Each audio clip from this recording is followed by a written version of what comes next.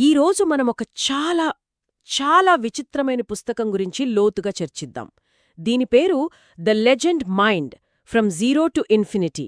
రాసింది సోనూ కుమార్, అంటే ఎస్కేఆర్. ఇందులో కొన్ని ఆలోచనలు వింటే మీరు ఆశ్చర్యపోతారు. కొన్ని నవ్విస్తాయి, ఇంకొన్ని మాత్రం మిమ్మల్ని తీవ్రంగా ఆలోచింపజేస్తాయి. ఏలియన్ల దగ్గర నుండి సంఖ్యల దాకా రచయిత మనల్ని ఒక కొత్త ప్రపంచంలోకి తీసుకెళ్తున్నారు. మరి ఈ ప్రయాణంలో ఏముందో చూద్దామా? ఖచ్చితంగా. ఇది మామూలు పుస్తకం కాదు. రచయిత తన చుట్టూ ఉన్న ప్రపంచాన్ని అర్థం చేసుకోవడానికి శాస్త్రాన్ని, పురాణాలను, ఇంకా సంఖ్యాశాస్త్రాన్ని అన్నిటినీ కలిపి ఒకే దారంతో ముడివేయడానికి ప్రయత్నించారు. ఇదొక రకంగా సమాధానాల కోసం ఆయన చేసిన ఒక సాహసయాత్ర అన్నమాట. మనం కూడా ఆ యాత్రలో వెళదాం. మొదటి అడుగు ఏలియన్ల ప్రపంచంలోకి. సరే, అయితే మొదలు పెడదాం. మొదటి వాక్యమే అదోలా ఉంది. మనం రాత్రిపూట ఆకాశంలో చూసే మెరిసే నక్షత్రాలు సూర్యుడు లాంటివి కాదట. అవి ఏలియన్లు నివసించే ఇళ్లట. ఇది వింటుంటే ఏదో సైన్స్ ఫిక్షన్ సినిమా డైలాగ్లాగా ఉంది. రచయిత ఈ వాదనకు ఏదైనా ఆధారం చూపిస్తున్నారా? ఆయన ఆధారం తర్కం. ఇంకా ఒక చాలా విలక్షణమైన పోలిక. రచయిత భూమిని ఒక పెద్ద జూతో పోలుస్తున్నారు. జూతోనా? అవును, జూ. జూలో జంతువులు ఎలా అయితే స్వేచ్ఛగా తిరుగుతూ ఆహారం కోసం, ఆధిపత్యం కోసం పోరాడతాయో, భూమి మీద మనుషులు కూడా సరిగ్గా అలాగే ప్రవర్తిస్తున్నారని ఆయన వాదన. ఏలియన్ల దృష్టిలో మన ప్రవర్తనకు, జంతువుల ప్రవర్తనకు పెద్ద తేడా లేదన్నమాట. అంటే మనము ఏలియన్ల జూలో ఉన్న జంతువులమా? ఇది వినడానికే కొంచెం ఇబ్బందిగా ఉంది. కాని రచయిత వాదన ప్రకారం ఏలియన్లు మనల్ని కేవలం జంతువుల్లా చూస్తున్నారా, లేక వాళ్ల పాత్ర ఇంకా ఏమైనా ఉందా?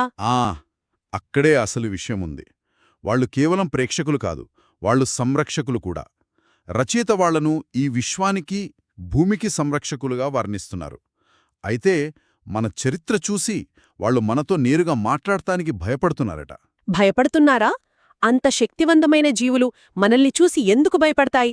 మన హింసాత్మక ప్రవృత్తి వల్ల రచయిత మహాభారత యుద్ధం నుండి మొదలుపెట్టి మొదటి, రెండవ ప్రపంచ యుద్ధాల వరకు ఉదాహరణలుగా చూపిస్తున్నారు. లక్షల మంది ప్రాణాలు తీసిన మన చరిత్ర చూసి వీళ్లతో నేరుగా మాట్లాడితే మనకే ప్రమాదమని వాళ్ళనుకున్నారట. అందుకే మనల్ని ఒక సురక్షితమైన దూరం నుండి గమనిస్తున్నారని ఆయన సిద్ధాంతం. సంరక్షకులా? కాని అదే నిజమైతే ఈ బెర్మ్యూడా ట్రయాంగిల్, డ్రాగన్ ట్రయాంగిల్ లాంటి ప్రదేశాల్లో విమానాలు, ఓడలు ఎందుకు మాయవుతున్నాయి? అది సంరక్షణలా లేదు, ఒక ప్రమాదంలా ఉంది. దీన్ని రచయిత ఎలా వివరిస్తున్నారు? మంచి ప్రశ్న. రచయిత వాదన ప్రకారం ఆ ప్రదేశాలు వాళ్ల ప్రధాన కార్యాలయాలు, అంటే హెడ్ క్వార్టర్స్ అన్నమాట. మన హింసాత్మక స్వభావం వల్లే ఆ ప్రాంతాల్లోకి మనకు ప్రవేశం లేదు. ఒక రకంగా చెప్పాలంటే అది వాళ్లు గీసుకున్న ఒక లక్ష్మణరేఖలాంటిది. దాని దాటితే ఏమవుతుందో మనకు తెలుసు. అంటే వాళ్లు మనల్ని కాపాడుతున్నారు, కాని అదే సమయంలో వాళ్లను వాళ్లు మన నుండి కూడా కాపాడుకుంటున్నారు. ఇక వారి స్వరూపం గురించి కూడా కొన్ని ఆసక్తికరమైన వివరాలున్నాయి. వాళ్లు 3 నుండి 4 అడుగుల ఎత్తు, పెద్ద తలలతో ఉంటారట. అంటే మనం సినిమాల్లో చూసే గ్రే ఏలియన్ల వర్ణనలాగే ఉంది. కాని శారీరకంగా చాలా బలహీనులట. బహుశా అందుకే వాళ్లు మనతో డైరెక్ట్ ఫైట్కి రారేమో. రచయిత వాదన కూడా అదే. శారీరక బలం లేకపోవడం వల్లే వాళ్లు పూర్తిగా మానసిక శక్తుల మీద ఆధారపడతారని ఆయన సిద్ధాంతం. అంతేకాదు, వాళ్ల జీవనశైలి కూడా మనకు పూర్తి భిన్నం. వాళ్లు కేవలం ఆక్సిజన్, నీరు మాత్రమే తీసుకుని జీవిస్తారట. ఒక్క నిమిషం. అంటే ఆహారం తినరా? అప్పుడు వాళ్ల దృష్టిలో మనం రోజూ తినే భోజనం ఒక శవాల విందులా కనిపిస్తుందేమో. చాలా విచిత్రంగా ఉంది. సరే, ఇదంతా బాగుంది. వాళ్లు మనల్ని గమనిస్తున్నారు, వాళ్ల స్థావరాలున్నాయి, వాళ్ల జీవనశైలి వేరు. కాని అసలు ప్రశ్న, ఎందుకు? భూమి మీద ఉన్న మనతో వాళ్లకేం పని? ఇక్కడే రచయిత కథను మరో స్థాయికి తీసుకెళ్తున్నారు. వాళ్లు మనల్ని గమనించడానికి ఒక నిర్దిష్టమైన కారణముంది. వాళ్లు భూమి మీదున్న మనుషుల ద్వారా మరో ప్రపంచంలో ఉన్న మనుషులతో మాట్లాడాలని ప్రయత్నిస్తున్నారట. ఓ, అంటే మనం ఒక రకంగా వాళ్లకు వాకీటాకీ లాంటి వాళ్లమా? ఇంతకీ వాళ్లు సంప్రదించాలనుకుంటున్న ఆ మరో ప్రపంచం ఎక్కడుంది? అది ఎలా ఉంటుంది? దానికి సమాధానం తర్వాతి అధ్యాయంలో విశ్వం యొక్క నిర్మాణం గురించి రచయిత చెప్పిన సిద్ధాంతంలో ఉంది. ఆయన యూనివర్స్ అనే ఆంగ్ల పదాన్ని చాలా భిన్నంగా విడదీశారు. యూని అంటే ఒకటి, వర్స్ అంటే పద్యంలోని ఒక చరణం అని అర్థం చేసుకున్నారు. విశ్వం అంటే ఒక పద్యచరణం అనుకుని దానికి సరిపోయే పూర్తి పద్యం కోసం వెతికారు. ఒక ఆంగ్ల పదం నుండి ప్రేరణ పొంది దానికోసం ఒక హిందీ ప్రార్థనలో సమాధానం వెతకడం ఇది చాలా భలే ఉంది. ఏ ప్రార్థన అది? ఒక ప్రసిద్ధ హిందీ ప్రార్థనలోని తీన్లో నౌ ఖండ్ మే గురూజే బడానా కోయి అనే వాక్యం, దానిలోని మొదటి భాగం తీన్ లోక్ నౌ ఖండ్ మే అంటే 3 లోకాలు 9 భాగాలు అని అర్థం. దీని ఆధారంగా మన మొత్తం విశ్వం 3 ప్రధాన లోకాలుగా 9 భాగాలుగా విభజించబడిందని ఆయన ఒక సిద్ధాంతాన్ని ప్రతిపాదించారు. 3 లోకాలా? మన పురాణాల్లో చెప్పే స్వర్గ మర్త్య పాతాళ లోకాల్లాంటివా? దాదాపు అలాగే, కానీ ఒక సైన్స్ ఫిక్షన్ టచ్ ఇచ్చారన్నమాట. ఆ 3 లోకాలు, ఒకటి వైట్ వరల్డ్ అంటే శ్వేతలోకం, దీన్నే స్వర్గం అనొచ్చు. ఇక్కడ ఇంద్రధనస్సు రంగు కళ్ళున్న మనుషులు మాత్రమే ఉంటారట. వావ్! 2 బ్లాక్ వరల్డ్ కృష్ణలోకం, దీన్నే నరకం అని కూడా అనొచ్చు. ఇక్కడ భారీ శరీరాలు, మండుతున్న కళ్ళున్న జీవులు మాత్రమే నివసిస్తాయి. ఇక 3 భూమి, ఇది ఈ రెండిటి మధ్య ఉన్న లోకం. ఇక్కడ మనుషులు ఇతర జీవులు కలిసి జీవిస్తాయి. శ్వేతలోకం, కృష్ణలోకం, స్వర్గం, నరకం, ఇంద్రధనుసు రంగు కళ్ళు, మండుతున్న కళ్ళు. ఇది వింటుంటే పాత పురాణ కథలకు ఒక కొత్త సైన్స్ ఫిక్షన్ రంగు పూస్తున్నట్టు అనిపిస్తోంది కదా. మరి ఆ 9 భాగాల సంగతేంటి? ప్రతి లోకం మళ్ళీ 3 భాగాలుగా విభజించబడిందని రచయిత వివరిస్తున్నారు. ఉదాహరణకు మన భూమిని తీసుకుంటే ఆకాశం అంటే పక్షులు జీవించేది, మేల మనం జంతువులు జీవించేది, మరియు పాతాళం అంటే భూమి లోపల ఉండేవి. ఇలా 3 భాగాలున్నాయి గదా. అలాగే శ్వేతలోకం, కృష్ణలోకం కూడా 3 చొప్పున భాగాలుగా ఉంటాయన్నమాట. అలా మొత్తం 9. ఇప్పుడు అర్థమవుతోంది ఏలియన్ల కథను, ఈ 3 లోకాల కథను కలిపి చూస్తే. ఏలియన్లు ఏ లోకానికి చెందినవారు?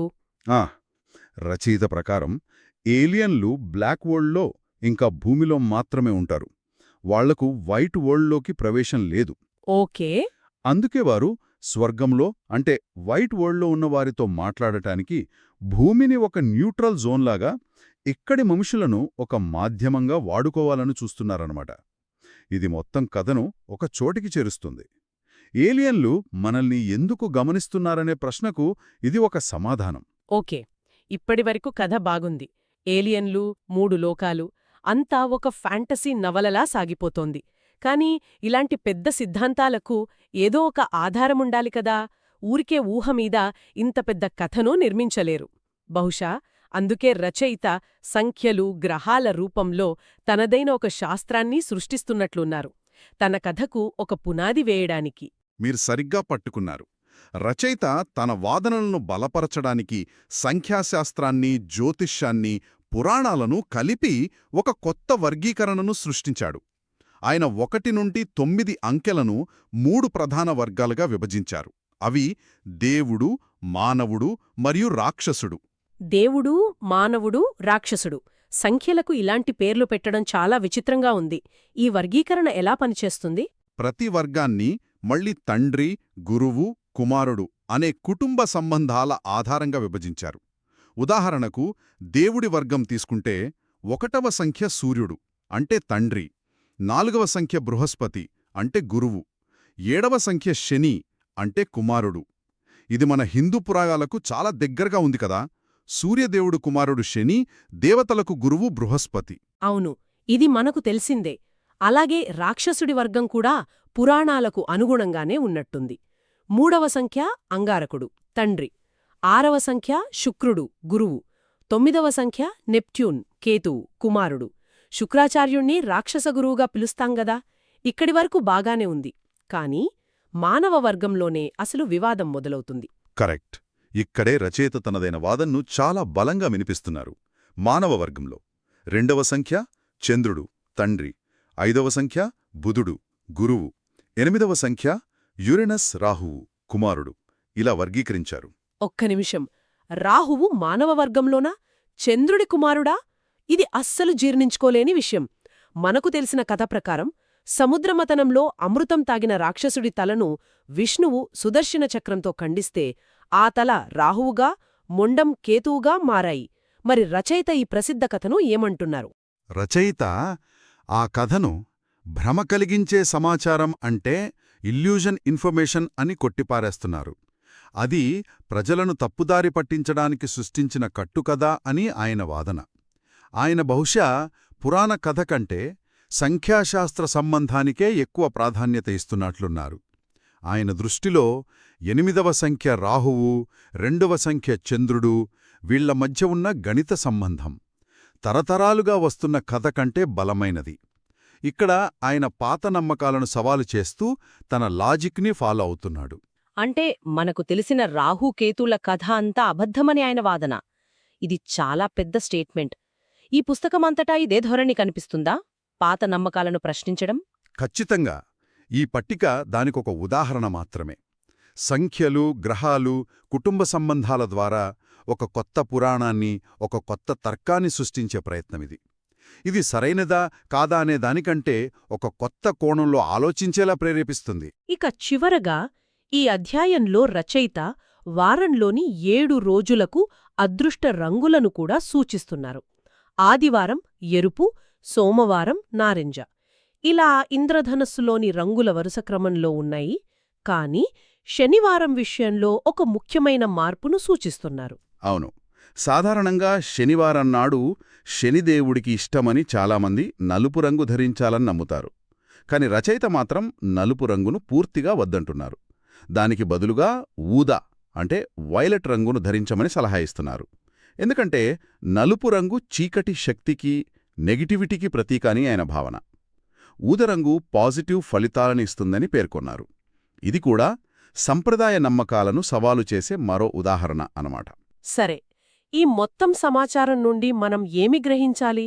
నక్షత్రాలలో నివసించే ఏలియన్లు, 3 లోకాలుగా విభజించబడిన విశ్వం, సంఖ్యలు, గ్రహాల మధ్య ఒక కొత్త పురాణం, ఇవన్నీ చూస్తుంటే రచయిత కేవలం వేర్వేరు విషయాల గురించి మాట్లాడటం లేదు. వీటన్నిటినీ కలిపి ఒక గ్రాండ్ యూనిఫైడ్ థీరీ లాంటిది సృష్టించడానికి ప్రయత్నిస్తున్నట్లు అనిపిస్తోంది. అద్భుతంగా చెప్పారు. ఆ పదం సరిగ్గా సరిపోతోంది. ఈ సిద్ధాంతాలు శాస్త్రీయంగా నిరూపించబడ్డాయా లేదా అనేదిక్కడ ముఖ్యం కాదు. రచయిత తన చుట్టూ ఉన్న ప్రశ్నలను అర్థం చేసుకోవడానికి ఎంత భిన్నమైన రంగాలను కలిపి చూశారనేది ముఖ్యం. ఇది మన ఆలోచన పరిధిని పెంచుతుంది. శాస్త్రం, పురాణం, గణితం అనే గీతలు బహుశా మనం గీసుకున్నవే కావచ్చు. వాటన్నిటినీ కలిపి చూస్తే ప్రపంచం మరోలా కనిపించవచ్చనే ఒక సూచన ఈ పుస్తకం. ఈ చర్చ నుండి శ్రోతలు ఆలోచించడానికి ఒక ప్రశ్నను వదిలి వెళ్దాం. రచయిత ఏలియన్లను, విభిన్న లోకాలను, సంఖ్యాశాస్త్రాన్ని ఒకే ధారంతో ముడిపెట్టారు. ఈ చర్చ తర్వాత నాకొక ప్రశ్న తలెత్తుతోంది. మనం సాధారణంగా ఖగోళశాస్త్రాన్ని ఒక పెట్టెలో, పురాణాలను మరో పెట్టెలో, గణితాన్ని ఇంకో పెట్టెలో పెట్టి చూస్తాం. బహుశా ఆ పెట్టెలను పగలగొడితేనే మనకసలు చిత్రం కనిపిస్తుందేమో. ఈ రచయిత చేస్తున్నది అదేనేమో. ఆ పెట్టెల మధ్య గోడలను కూల్చే ప్రయత్నమే.